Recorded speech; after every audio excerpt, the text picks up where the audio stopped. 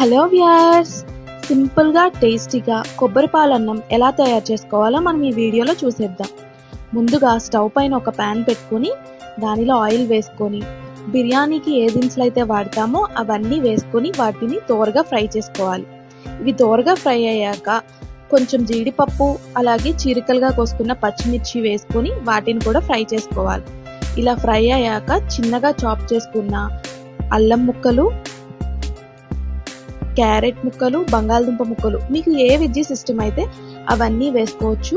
Meal maker కూడా వేసుకోవచ్చు, బఠానీలు వేసుకోవచ్చు. నేను ఇక్కడ బఠానీలు వేయలేదు, మీల్ మేకర్ వేసుకున్నాను. మీకు ఇష్టమైతే వేసుకోండి. ఇవన్నీ కూడా చక్కగా ఫ్రై అయ్యాక ఒక టేబుల్ స్పూన్ అల్లం వెల్లుల్లి పేస్ట్ వేసుకొని పచ్చివాసన పోయేంత వరకు ఫ్రై చేసుకోవాలి. ఇలా ఫ్రై అయ్యాక ఒక కప్ కడిగి శుభ్రంగా పెట్టుకున్న బాస్మతి రైస్ని కూడా వేసుకొని అలాగే రుచికి సరిపడా సాల్ట్ కూడా వేసుకొని సిమ్లో ఒక 5 నిమిషాల పాటు వేయించుకోవాలి. ఇలా వేయించుకుంటే రైస్ అనేది పొడి పొడిలాడుతూ ఉంటుంది. మనకి ఎసరు ఎలా పోసుకోవాలి అంటే ఒక కప్ రైస్కి 1.5 కప్పు వరకు కొబ్బరి పాలు పోసుకుంటే సరిపోతుంది.